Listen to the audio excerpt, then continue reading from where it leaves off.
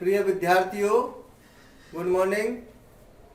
आज मैं MEd first year के अंतर्गत आपको वीडियो लेकर के आया हूं। उसमें मेरा विषय है शैक्षिक अध्ययन और आज का मेरा टॉपिक है अनौपचारिक तथा निरौपचारिक शिक्षा के अभिकरण। अनौपचारिक तथा निरौपचारिक शिक्षा के अभिकरण कौन कौन से हैं? इन अभिकरणों के माध्यम से हम किस प्रकार से शिक्षा प्राप्त करते हैं और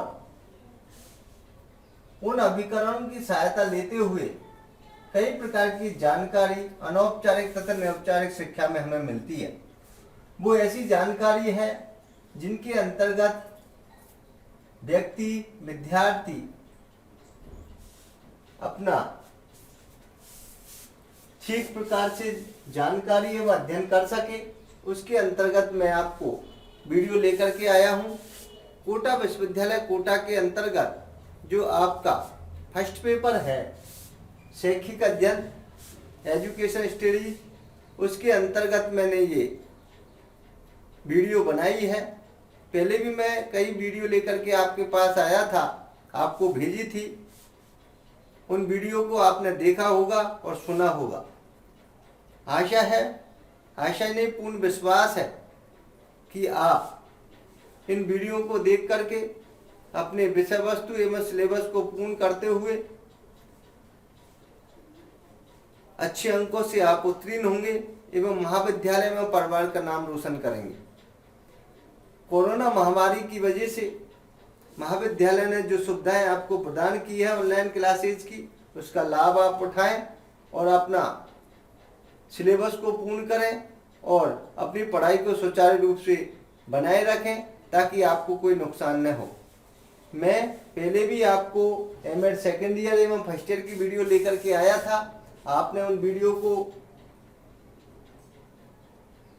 कुछ देखा होगा या सुना होगा, लेकिन मैं फर्स्ट पेपर की वीडियो जो शैक्षिक अध्ययन के अंतर्गत अनौपचारिक तथा निरौपचारिक शिक्षा के अभिकरण के बारे में आज चर्चा करूंगा। चलते हैं। अनौपचारिक शिक्षा के अभिकरण वो कौन कौन से हैं जिनसे हम अनौपचारिक शिक्षा को प्राप्त करते हैं। औपचारिक, अनौपचारिक, निरौपचारिक शिक्षा के बारे में पहले भी मैं आपको बता चुका हूं और इससे पहले वाले वीडियो में मैंने आपसे थोड़ी सी चर्चा इसके बारे में की थी, लेकिन दोबारा मैं अनौपचारिक शिक्षा, निरौपचारिक शिक्षा एवं औपचारिक शिक्षा के बारे में तो कुछ बताना चाहूँगा। औपचारिक शिक्षा वह शिक्षा होती है जिसके अंतर्गत पहले से ही पूर्व निर्धारित कार्यक्रम रहते हैं, जिसमें निश्चित सिलेबस होता है, निश्चित पाठ्यक्रम आपका, निश्चित विषय वस्तु और निश्चित समय में, निश्चित अवधि में, निश्चित स्थान पर और निश्चित व्यक्ति के द्वारा जो नियम के अनुसार जो व्यवस्था दी गई है उसके अनुसार विद्यार्थियों को जो अध्यापक शिक्षा ग्रहण करवाते हैं वो औपचारिक शिक्षा के अंतर्गत आते हैं। ये सारी व्यवस्थाएं औपचारिक शिक्षा के माध्यम से निश्चित स्थान पर, जैसे स्कूल में निश्चित स्थान पर दी जाती है, निश्चित पाठ्यक्रम के अनुसार जो सिलेबस है उसके अनुसार पढ़ाई करवाई जाती है और निश्चित अवधि जो 1 वर्षीय अवधि है या आपके जितने समय का वो कोर्स है उसके अनुसार वो करवाया जाता है। निश्चित स्थान जो निर्धारित है उस पर दी जाती है। ये सारी चीजें जो व्यवस्था है उसके अनुसार हम औपचारिक शिक्षा उनके अंतर्गत ग्रहण करते हैं। इसके अंतर्गत फिर हम दूसरी शिक्षा के बारे में बात करें, अनौपचारिक शिक्षा के बारे में बात करें। अनौपचारिक शिक्षा वह शिक्षा होती है जिसमें कोई निश्चित पाठ्यक्रम नहीं होता, निश्चित सिलेबस या विषय वस्तु नहीं होती और निश्चित कोई बंधन नहीं होता, बाध्यता नहीं होती। हम किसी भी स्थान से किसी भी सदस्यों के द्वारा और जहाँ आवश्यकता है, जहाँ हमारी सुविधा है, वहाँ पर अपने निश्चित स्थान से हम सारी जानकारी है उसमें प्राप्त कर सकते हैं। ऐसी शिक्षा को हम अनौपचारिक शिक्षा के कह सकते हैं। जैसे अनौपचारिक शिक्षा में परिवार से हम शिक्षा प्राप्त कर सकते हैं, समूह से शिक्षा प्राप्त कर सकते हैं, या मित्र मंडली से शिक्षा प्राप्त कर सकते हैं, या बातचीत करके कुछ जानकारी हासिल कर सकते हैं। तो कहीं ना कहीं से कुछ ना कुछ सीखने को हमें मिलता है। ऐसी जानकारी है, ऐसी जो शिक्षा है, ऐसी जो हमारी काम आने वाली जो बातें हैं, वो हमारी अनौपचारिक शिक्षा के अंतर्गत आती है। इन सारी बातों को देखते हुए निरौपचारिक शिक्षा पर अगर हम चर्चा करें तो निरौपचारिक शिक्षा वह शिक्षा है जो औपचारिक और अनौपचारिक शिक्षा दोनों को मिलाकर के जो हमारा जो शिक्षा है वो निरौपचारिक शिक्षा का माध्यम माना जाता है, जिसमें निश्चित पाठ्यक्रम भी होता है और लेकिन स्वतंत्रता भी होती है। निश्चित हमारी विषय वस्तु होती है, लेकिन अपनी सुविधा अनुसार से उस विषय वस्तु को हम पढ़ सकते हैं। निश्चित हमारा समय होता है, लेकिन हमारी सुविधा से अनुसार कुछ अवधि उसमें ज़्यादा समय हमें मिलता है, उसमें हम प्राप्त कर सकते हैं। ऐसी शिक्षा जो हमारी है वो नियंत्रण में भी रहती है और अनियंत्रण में भी रहती है।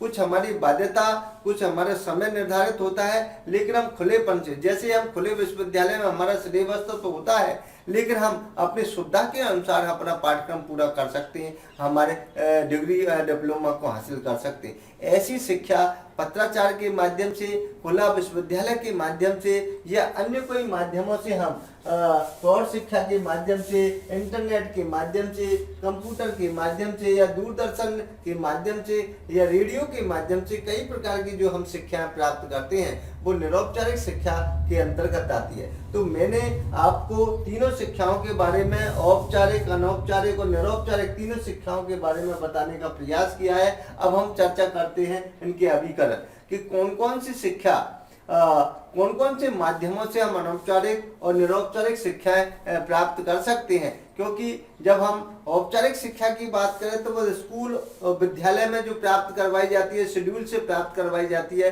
वो तो औपचारिक शिक्षा जानी जाती है, जिसका जो हम स्वतः ही सारे लोग बच्चे पढ़ते हैं और अध्यापक के द्वारा विद्यार्थियों को पढ़ाया जाता है। लेकिन मैं यहाँ पर अनौपचारिक और निरौपचारिक शिक्षा के अभिकरणों की चर्चा कर रहा हूँ और ध्यानपूर्वक आप एक एक बिंदु को देखें। अनौपचारिक शिक्षा के जो अभिकरण है, तो पहला अभिकरण है परिवार के सदस्य। परिवार के सदस्यों के द्वारा भी हम कई प्रकार से ज्ञान ग्रहण कर सकते हैं, जानकारियां प्राप्त कर सकते हैं। कई प्रकार की ऐसी जानकारी हमें मिल जाती है जिनसे हमें कई प्रकार की सुविधाएं रहती है और शिक्षा हमें मिलती है। बालकों को, बच्चों को कई प्रकार की जानकारी परिवार के सदस्य भी प्रदान करते हैं, वो शिक्षा होती है अनौपचारिक शिक्षा। तो पहला अभिकरण है परिवार के सदस्य।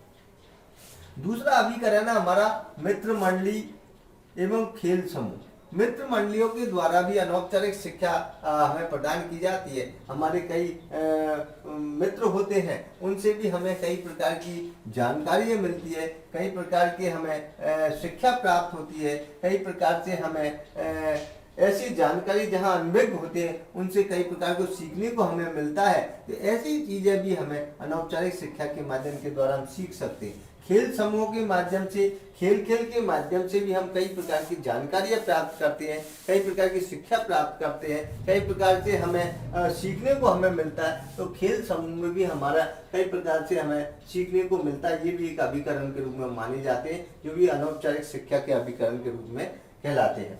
समाज का स्वरूप, समाज का स्वरूप भी हमें कई प्रकार की बातें सिखाता है। समाज कैसा है, समाज के अनुसार हमें कैसे चलना चाहिए, समाज का स्वरूप कैसा होना चाहिए, समाज में हम कैसे रह सकते हैं, समाज के नियम कायदे क्या है, समाज में हम किस प्रकार से, परिवार में हम कौन कौन रहते हैं, क्या हमें समाज से प्राप्त होता है, क्या हमें समाज से जानकारियाँ मिलती है, क्या समाज हमें क्या देता है। इन सारी चीज़ों का स्वरूप है, समाज की पूरी जानकारी है। क्योंकि मनुष्य सामाजिक है, सामाजिक क्षेत्र की कई प्रकार की जानकारी सामाजिक स्वरूप के अंतर्गत बालकों को, व्यक्ति को प्रदान की जाती है, वो भी अनौपचारिक शिक्षा के अभिकरणों के माध्यम से मानी जाती है। तो समाज का स्वरूप भी एक शिक्षा ग्रहण करने वाला एक अभिकरण है, जिससे कई प्रकार की जानकारी हमें प्राप्त होती है। दूसरा है संचार का माध्यम। संचार का माध्यम भी एक ऐसा माध्यम है जिससे कई प्रकार की जानकारी हमें प्राप्त होती है, जिससे अखबारों के माध्यम से, रेडियो के माध्यम से, टेलीविजन के माध्यम से, या इंटरनेट के माध्यम से, या दूरदर्शन के माध्यम से, या कई प्रकार के ऑनलाइन क्लासेस के माध्यम से, कई प्रकार के संचार की जो माध्यम है, कई प्रकार की एक नवाचारों का जो साधन है, उनसे भी हमें कई प्रकार की जानकारी हमें प्राप्त होती है। ये भी एक अनौपचारिक शिक्षा का एक माध्यम कहलाता है, अभिकरण कहलाता है। जो भी संचार के माध्यम होते हैं, आज घर बैठे हम कहीं से भी कुछ भी जानकारी हम समाचारों के माध्यम से, या इंटरनेट के माध्यम से, या कई प्रकार से उपग्रह के संकेतों के अनुसार, या मोबाइल के द्वारा, या कई टेलीविजन के द्वारा, या कंप्यूटर के द्वारा कई प्रकार की जानकारी हमें प्राप्त हो जाती है। वो भी अनौपचारिक शिक्षा के अंतर्गत ही आती है। तो ये भी एक माध्यम है जहाँ पर संचार का माध्यम बहुत कारगर सिद्ध होता है अनौपचारिक शिक्षा के लिए, क्योंकि आज बच्चे जहाँ पर शिक्षा नहीं पहुँच पा रही है, जहाँ पर शिक्षा से बच्चे शेड्यूल से स्कूलों में नहीं जा पा रहे हैं, जहाँ पर बच्चे रेगुलर स्कूल जाने में असमर्थ हैं, वहाँ पर संचार के माध्यमों से वो शिक्षा प्राप्त कर सकते हैं। तो ये खुला है, जहाँ पर कोई निश्चित उसका स्थान नहीं होता, निश्चित समय नहीं होता, निश्चित अवधि नहीं होती, निश्चित कोई पाठ्यक्रम होता भी है तो लेकिन उसकी कोई बाध्यता नहीं होती, इस संचार के माध्यमों से वो प्राप्त कर सकता है। ऐसे वो अनौपचारिक शिक्षा का अभिकरण यहाँ पर कहलाता, तो ये भी एक अभिकरण माना गया है। सामाजिक संस्थाएं, सामाजिक संस्थाएं भी हमारे अनौपचारिक शिक्षा अभिकरण को जो है, उनमें सामाजिक संस्थाएं भी बहुत कारगर सिद्ध होती है। हमारे समाज में विभिन्न प्रकार के संगठन चलाए जाते हैं, संगठन के माध्यम से कई प्रकार की जानकारियां दी जाती है। ऐसी सामाजिक संस्थाएं होती है जो समाज के हितकर कार्य करती है, समाज को उन्नति के लिए कार्य करती है, बच्चों को आगे बढ़ाने के कार्य करती है, अनपढ़ बालक बालिकाओं को पढ़ाने के कार्य करती है। कई प्रकार के ऐसे क्लब बने होते हुए सामाजिक संस्थान से जुड़े हुए रहते हैं जो बालकों की सहायता करते हैं। कई प्रकार की स्वास्थ्य संबंधी जानकारी वो देते हैं, पढ़ाई संबंधी जानकारी वो देते हैं, बच्चों के पोषण के लिए कई प्रकार की संस्थाएं कार्य करती है। ऐसी कई प्रकार की सामाजिक संस्थाएं जो कि बच्चों को आगे बढ़ाने के लिए, शिक्षा को आगे बढ़ाने के लिए, स्वास्थ्य की को ठीक प्रकार रखने के लिए, या कई प्रकार के समाज का विकास करने के लिए ये सामाजिक संस्थाएं भी हमें बहुत कुछ सिखाती है। ये भी अनौपचारिक शिक्षा के अभिकरणों का एक माध्यम कहलाता है। सामाजिक संस्थाएं भी हमें बहुत सी जानकारियां प्रदान करती हैं, तो ये भी है। राजनीतिक संस्थाएं, राजनीतिक संस्थाएं भी हमें कई प्रकार की जानकारी हमें देती है। राजनीति के अनुसार हम किस प्रकार से ऐसी संस्थाएं जो नियम कानूनों से हम कर सके, व्यक्ति अपने अधिकारों को किस प्रकार से प्राप्त कर सकता है, व्यक्ति किस प्रकार से अपने मूल अधिकार, अपने कर्तव्य, अपने जो भी उनकी जो सरकार के द्वारा जो योजनाएं चलाई जा रही है, उन सारी चीजों की जानकारी राजनीतिक संस्थाओं के द्वारा हम प्राप्त कर सकते हैं। या राजनीतिक संस्थाओं के द्वारा जो व्यक्ति को सुविधाएं मिलनी चाहिए, कई प्रकार की ऐसी सुविधाएं जो व्यक्ति अनुभवी रहता है, उन सुविधाओं को वो प्राप्त कर सकता है और इस संस्थाओं से जुड़कर के कई प्रकार की जानकारियां प्राप्त कर सकता है। नियम कायदे कानून वो सीख सकता है, कई प्रकार के राजनीतिक जो है वो अधिकार है उनको प्राप्त कर सकता है। तो ऐसी कई प्रकार की राजनीतिक संस्थाएं भी हमें सब कुछ सिखाती है। तो ये भी अनौपचारिक शिक्षा के माध्यम से एक ऐसी संस्थाएं हैं जो कई प्रकार की जानकारी व्यक्ति को, बालकों को प्रदान करती है, क्योंकि अनौपचारिक शिक्षा के अभिकरणों के अंतर्गत मानी जा रही है। धार्मिक संस्थाएं, धार्मिक संस्थाएं भी ऐसी संस्थाएं होती है जिसके अंतर्गत हम धार्मिक बातें बता सकते हैं। धर्म की बातों के अंतर्गत हम बच्चों को इस प्रकार की शिक्षा दें ताकि वो धार्मिकता से जुड़ सके, क्योंकि सर्व धर्म समान माने गए हैं। हमारा भारतवर्ष में हिंदू, मुस्लिम, सिख, ईसाई सब भाई भाई के अंतर्गत हम धार्मिक शिक्षा जो संस्था है वो अपने अपने तरीके से अपने अपने धर्म की बातें करते हुए बच्चों को इस प्रकार के संस्कार प्रदान करती है ताकि वो अपनी अच्छे गुणों को विकसित कर सके, कटुता की भावना नहीं हो, सर्व समाज के लोग एक साथ मिलकर के रहे। ऐसी जो शिक्षा है, धार्मिक संस्थाएं भी हमें बालकों को कई प्रकार की शिक्षाएं, कई प्रकार की जानकारी प्रदान करने का कार्य करती है। इन जानकारियों से बालकों में आचरण सीखने की प्रवृत्ति बढ़ती है, सद्गुण आते हैं, आध्यात्मिक विकास होता है, नैतिक विकास होता है, कई प्रकार की अन्य जानकारियां वो प्राप्त कर सकता है। तो ये भी एक अनौपचारिक शिक्षा के अभिकरण के माध्यम से मानी गया है। आर्थिक संस्थाएं, आर्थिक संस्थाएं भी ऐसी संस्थाएं होती है जिसके अंतर्गत व्यक्ति अपनी आर्थिकता, व्यक्ति बालक अपनी आर्थिकता की जानकारी, जो भी आर्थिक उसकी आर्थिक स्थिति है, उन कमियों को या अपनी आर्थिकता को कैसे मजबूत वो कर सकते हैं, किस प्रकार से आय के साधन वो बढ़ा सकते हैं, किस प्रकार अपनी आय के स्रोतों में लाभ ले सकते हैं, किस प्रकार से आर्थिक सहायता, आर्थिक मदद सरकार से प्राप्त कर सकते हैं। इन आर्थिक संस्थाओं के द्वारा हम कई प्रकार से लाभ ले सकते हैं। हमारे व्यक्तियों को, बालकों को लिए स्कॉलरशिप किस प्रकार से प्रदान की जाए, छात्रवृत्ति किस प्रकार से प्रदान की जाए, ऐसी संस्थाएं छात्रवृत्ति बालकों को प्रदान करती है ताकि बालक आगे बढ़ सके, बालक शिक्षा प्राप्त कर सके, या शिक्षा में धन की कमी आ रही है, रुकावट पैदा करते हैं, वो रुकावट नहीं आए और आर्थिक संस्थाएं इनकी मदद करते हुए बालक आगे बढ़ सके। तो ये भी अनौपचारिक शिक्षा के अभिकरण के माध्यम से उनको ऐसी बातें बताई जाती है ताकि उनकी जानकारी प्राप्त करते हुए बालक आगे बढ़ सके और इस संस्था से जुड़ करके और अपनी आर्थिक मदद ले सकते हैं। तो ये भी एक अनौपचारिक शिक्षा के अभिकरण के रूप में मानी गई है। चलचित्र भी एक इस प्रकार का माध्यम है जिसमें हम चलचित्र के माध्यम से भी बालक सीख सकता है और चलचित्र के माध्यम से सीखते हुए वो आगे बढ़ सकता है। तो ये भी एक फिल्म जैसे चलचित्र के लिए सुनाई भी देता है और दिखाई भी देता है, उनके माध्यम से भी बालक कई प्रकार की अनौपचारिक शिक्षा ग्रहण कर सकता है। तो ये भी एक माध्यम उनका कहलाता है जिसके अंतर्गत बालक कई प्रकार के चलचित्रों से अपने कार्यक्रम को बढ़ा सकता है और बढ़ाने के पश्चात वो उन चित्रों का प्रयोग करते हुए कई प्रकार की जानकारी ऐसी ग्रहण कर सकता है जहां पर हम फिल्म के द्वारा या चलचित्रों के माध्यम से हमें जानकारी प्राप्त हो जाती है। दूरदर्शन में हम कई प्रकार की हमें शिक्षा देता है, जो कई प्रकार टेलीविजन के माध्यम से भी बालकों को कई प्रकार की जानकारी हमें प्राप्त होती है, जहां पर हम देश विदेश की खबरें भी हम दूरदर्शन के माध्यम से सुन सकते हैं, जानकारी हमें प्राप्त हो जाती है। तो दूरदर्शन भी ऐसा माध्यम है जहां पर हम कई प्रकार से जानकारियां गांव की, देश की, राज्य की, जिले की या विदेश की जानकारी भी हम इसके द्वारा प्राप्त कर सकते हैं। ऐसी जानकारी भी अनौपचारिक शिक्षा के उपकरण के माध्यम से दूरदर्शन भी एक अभिकरण माना गया है।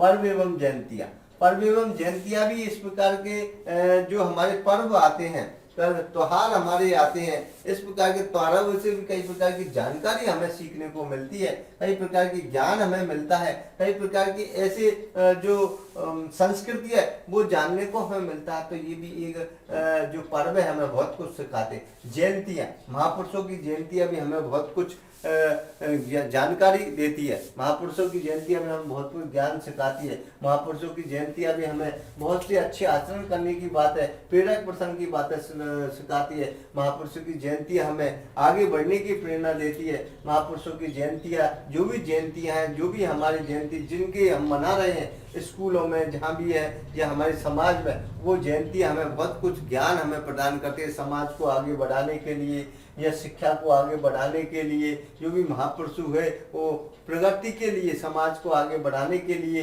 कई प्रकार की उन्होंने जानकारी दिया, इनसे भी अनौपचारिक शिक्षा हमें प्राप्त होती है। ये भी एक अभिकरण के रूप में माने जाते हैं।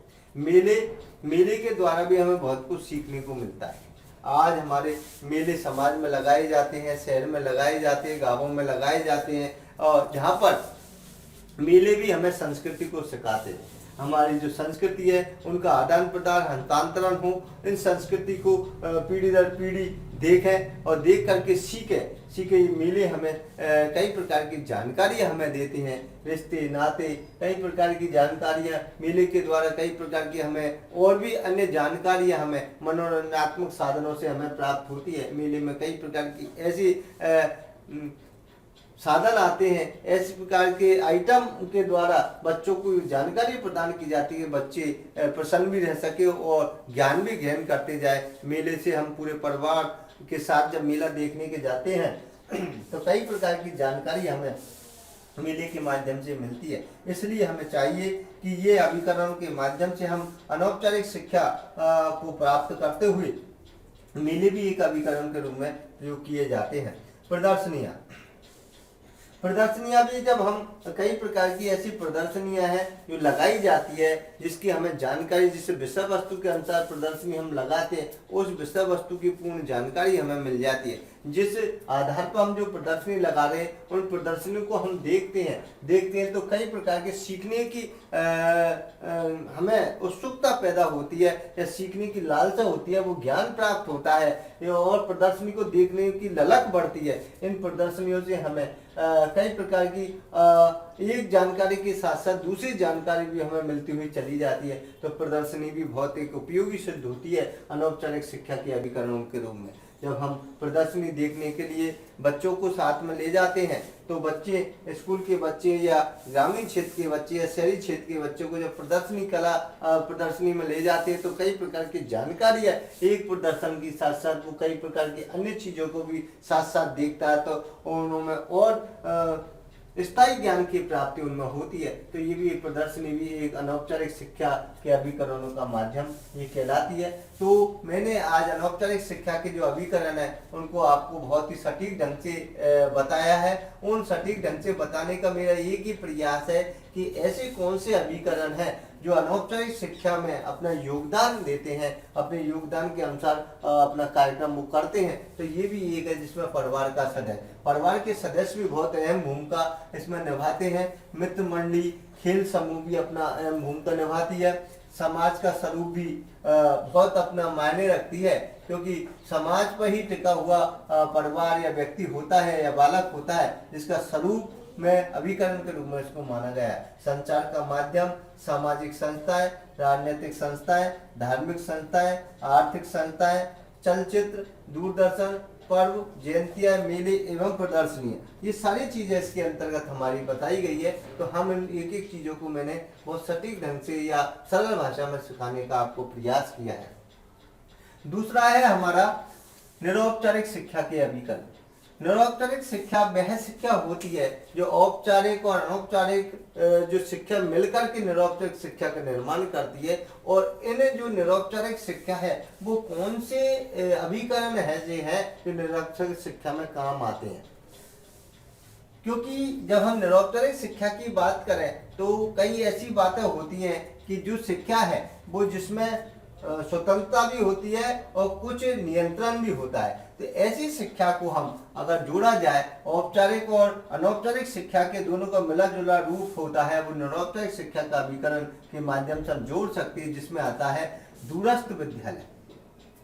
दूरस्थ विद्यालय वह विद्यालय होते हैं जिसके माध्यम से जहाँ शिक्षा नहीं पहुँच पा रही है या शिक्षा की बहुत कमी है, अभी शिक्षा जहाँ तक नहीं पहुँच पाए, मैं दूरस्थ विद्यालय के माध्यम से हम वहाँ पर उनको पहुँचा सकते हैं, जिसमें मुक्त विश्वविद्यालय कहे जाते हैं। मुक्त विद्यालय के नाम से हम उनको कहते हैं खुले विद्यालय। खुले विद्यालय का मतलब होता है कि जब चाहे जब बालक उसमें अपना एडमिट या स्कॉलर बन करके अपना रजिस्ट्रेशन करवा सकता है, और जब चाहे जब भी उसको समय मिले अपने समय के अनुसार उसमें अध्ययन कर सकता है। ये खुला जो विद्यालय होता है उसमें कोई बाध्यता नहीं होती, पाठ्यक्रम तो निर्धारित होता है लेकिन उसकी बाध्यता नहीं होती, वह स्वतंत्र रूप से इसमें पढ़ सकता है। वो होता है मुक्त विद्यालय। दूरस्थ विद्यालय होता है जहां पर हम पत्राचार के माध्यम से हम अपने कार्यक्रम को सुचारू रूप से कर सकते हैं, अपने कोर्स को कर सकते हैं। कोर्स तो निर्धारित है, पाठ्यक्रम तो निर्धारित कर दिया,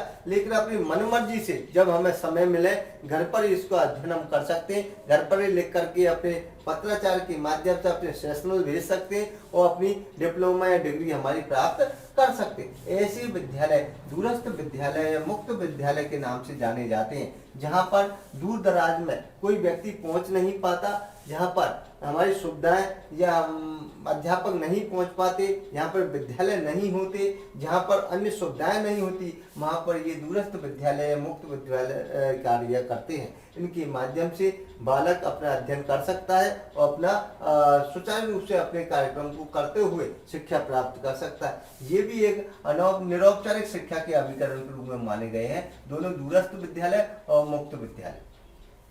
अगला है प्रौढ़ शिक्षा केंद्र। प्रौढ़ शिक्षा केंद्र भी एक ऐसा माध्यम है जहाँ पर प्रौढ़ों को पढ़ाया जाता है, जो कि निरक्षर होते हैं, जिनकी आयु बढ़ जाती है, जो पहले पढ़े लिखे नहीं होते, वो प्रौढ़ शिक्षा के माध्यम से उन केंद्रों को चलाया जाता है। केंद्रों से जुड़ करके अपनी पढ़ाई कर सकते हैं, साक्षर बन सकते हैं। वो प्रौढ़ व्यक्ति रहते हैं। प्रौढ़ शिक्षा वह शिक्षा होती है जिनके माध्यम से व्यक्ति जब भी समय हो, रात्रिकालीन या दिन में या सायंकालीन, जो भी जब भी समय हो, अपनी प्रौढ़ शिक्षा केंद्रों पर जाकर के अध्ययन कर सकते हैं या अध्यापक उनके घर आकर के उनको शिक्षित कर सकता है। तो ये व्यवस्था भी निरौपचारिक शिक्षा के अभिकरणों के माध्यम से मानी गई है, क्योंकि कोई ऐसा बंधन नहीं होता। जब उनको अच्छा होती है पढ़ सकते हैं, जब इच्छा नहीं होती है वो अपना बदल सकते हैं, अपने शेड्यूल को बदल सकते हैं। तो ये भी एक कार्यक्रम इसके अंतर्गत चलाया जाता है। तो कई प्रकार के प्रौढ़ शिक्षा के माध्यम से हम, जिनकी आयु ज़्यादा बढ़ जाती है, उनको इस माध्यम से हम जोड़ सकते हैं, उनको साक्षर बना सकते हैं, उनको शिक्षा प्राप्ति के अन्य माध्यम से प्राथमिक शिक्षा, माध्यमिक शिक्षा या जो भी शिक्षा उनको जैसी जैसी उनकी योग्यता है उसके अनुसार बढ़ाने का हम प्रयास करते हैं। तो प्रौढ़ शिक्षा के माध्यम से हम प्रौढ़ों को पढ़ाने का कार्यक्रम करते हैं और उनको आगे प्रोन्नत करने का कार्य भी इसके अंतर्गत किया जाता है। तो प्रौढ़ शिक्षा भी ऐसा केंद्र है, ऐसा अभिकरण जिसके द्वारा प्रौढ़ों को पढ़ाया जाता है। सरकार की योजनाएं, सरकार की ऐसी योजनाएं होती हैं जो सरकार की योजना से अनभिज्ञ होते हैं निरौपचारिक शिक्षा के अभिकरण। तो सरकार की योजना भी हमें बहुत कुछ सिखाती है। सरकार की योजनाएं कई प्रकार की चलाई जा रही है जो निरौपचारिक शिक्षा के अभिकरण से हम उनकी जानकारी उनको प्राप्त करवा सकते हैं,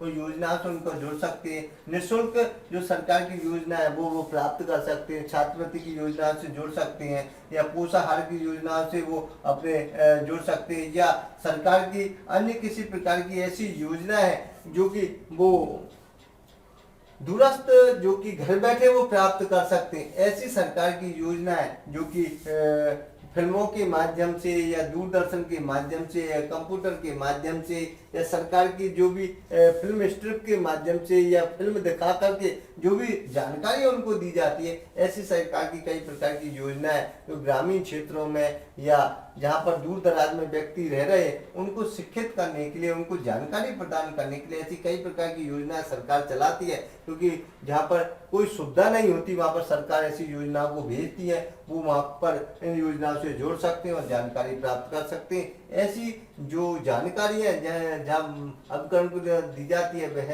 निरौपचारिक शिक्षा के अभिकरण माने जाते हैं। कंप्यूटर भी एक ऐसा माध्यम है जहाँ पर हम कंप्यूटर के माध्यम से दूर दराज से कई प्रकार की जानकारियां प्राप्त कर सकते हैं। कंप्यूटर भी एक ऐसा उपकरण है जहाँ पर हम कई प्रकार की सर्च करके या किसी प्रकार की जहाँ अनभिज्ञ है उन चीज़ों को कंप्यूटर के माध्यम से हम जानकारियाँ प्राप्त कर सकते हैं। इसमें कोई बाध्यता नहीं होती, इसमें खुलापन होता है, इसमें कोई ज़्यादा नियंत्रण नहीं होता, इसमें निर्धारित तो होता है कार्यक्रम, कंप्यूटर कोर्स निर्धारित ले कंप्यूटर शिक्षा हम स्वतंत्र मन से हम चाहे जब हम प्राप्त कर सकते, दिन में भी पढ़ सकते, रात्रिकालीन में भी हम इसको चला सकते हैं या कभी भी हम इसका उपयोग ले सकते हैं। तो ऐसी शिक्षा भी हम कंप्यूटर से प्राप्त कर सकते हैं। इंटरनेट की सुविधा आप देख रहे हैं, आजकल ऑनलाइन क्लासेस चल रही है, इंटरनेट के माध्यम से हम कई प्रकार की जानकारी हम प्राप्त कर सकते हैं। ये भी निरौपचारिक शिक्षा के अभिकरणों के माध्यम से मानी गई है। इंटरनेट ऐसा माध्यम है जहाँ पर चाहे जब इंटरनेट के माध्यम से कोई भी हम कार्यक्रम से जुड़ सकते हैं या इंटरनेट के माध्यम से देश विदेश की खबरों से हम जुड़ सकते हैं, देश विदेश की जानकारी हमें प्राप्त हो जाती है। देश विदेश से कोई शिक्षा संबंधी हमें जानकारी प्राप्त करनी होती है, इंटरनेट के माध्यम से हम प्राप्त कर सकते हैं। तो ऐसी कई प्रकार की ऐसी जानकारी है जहाँ पर हम इनको प्राप्त कर सकते हैं। तो ये भी एक ऐसा जो कार्यक्रम है जहाँ पर हम इनको निरौपचारिक शिक्षा भी उपकरणों में जोड़ सकते हैं। आकाशवाणी के द्वारा रेडियो के माध्यम से भी हम कई प्रकार जहाँ शिक्षा नहीं पहुँच पाती है, हम आकाशवाणी के द्वारा रेडियो में बच्चे उसको सुन सकते हैं और अपने इस कार्यक्रम को, इस जानकारी को प्राप्त कर सकते। तो ये भी एक अभिकरण है निरौपचारिक शिक्षा का आकाशवाणी ऐसा माध्यम है। पहले रेडियो के द्वारा ही हम रेडियो के सामने बैठ जाते थे, रेडियो को अपने पास रख करके रेडियो के माध्यम से कार्यक्रम निर्धारित कर दिए जाते थे, इतने समय का ये प्रोग्राम आएगा, उसमें हम सुनाई रेडियो के माध्यम से जो भी है आकाशवाणी के माध्यम से हम उसको सुन सकते थे, अपनी अभिलाषा को पूरी कर सकते, अपने ज्ञान में वृद्धि कर सकते। तो ये भी एक आकाशवाणी के माध्यम से भी ये कार्यक्रम एक निरौपचारिक शिक्षा के अभिकरणों से जुड़ा गया है। दूरदर्शन के शैक्षिक कार्यक्रम, दूरदर्शन के शैक्षिक कार्यक्रम के अंतर्गत दूरदर्शन के अनुसार भी हम टेलीविजन के माध्यम से विभिन्न प्रकार के शैक्षिक कार्यक्रमों से हम जुड़ सकते हैं, क्योंकि दूरदर्शन के माध्यम से ऐसे कई प्रकार के पत्राचार्य कार्यक्रम चलाए जा रहे हैं। दूरस्थ विद्यालय के द्वारा या दूर मुक्त विश्वविद्यालय के द्वारा ऐसे कार्यक्रम चलाए जा रहे हैं यहाँ पर दूरदर्शन के माध्यम से प्रोग्राम जो समय निर्धारित किया जाता है, दूरदर्शन के सामने बैठ करके बालक उन ज्ञान को प्राप्त कर सकते, विषय वस्तु की जानकारी प्राप्त कर सकता है और विभिन्न प्रकार की जो उनको जानकारी चाहिए उस पाठ्यक्रम से संबंधित वो जानकारी वो शैक्षिक कार्यक्रम के अनुसार प्राप्त कर सकते हैं। तो इस प्रकार की संपूर्ण जानकारी जो अभिकरण है अनौपचारिक शिक्षा और निरौपचारिक शिक्षा के अभिकरण के माध्यम से मैंने बताने का प्रयास किया है। एक एक बिंदु को लेकर के हम चले हैं, जहां पर निरौपचारिक शिक्षा में दूरस्थ विद्यालय और मुक्त विद्यालय के बारे में मैंने आपको बताया। फिर प्रौढ़ शिक्षा जो जिनकी उम्र निकल गई, प्रौढ़ हो गए, प्रौढ़ शिक्षा के केंद्रों से जोड़ा जाकर के भी हम शिक्षा प्राप्त करवा सकते हैं और ये भी अभिकरणों से वो जुड़ सकते हैं। सरकार की कई प्रकार की योजना है, कंप्यूटर है, इंटरनेट है, आकाशवाणी है, दूरदर्शन के शैक्षिक कार्यक्रम है। इस प्रकार के जो भी कार्यक्रम है वो अनौपचारिक शिक्षा के अभिकरण और निरौपचारिक शिक्षा के अभिकरण को एक एक स्पष्ट रूप से हमने सीखने का और सिखाने का प्रयास किया है। आशा नहीं पूर्ण विश्वास है कि आप इस वीडियो को देखेंगे और सुनेंगे। जय हिंद, जय भारत, नमस्कार, धन्यवाद।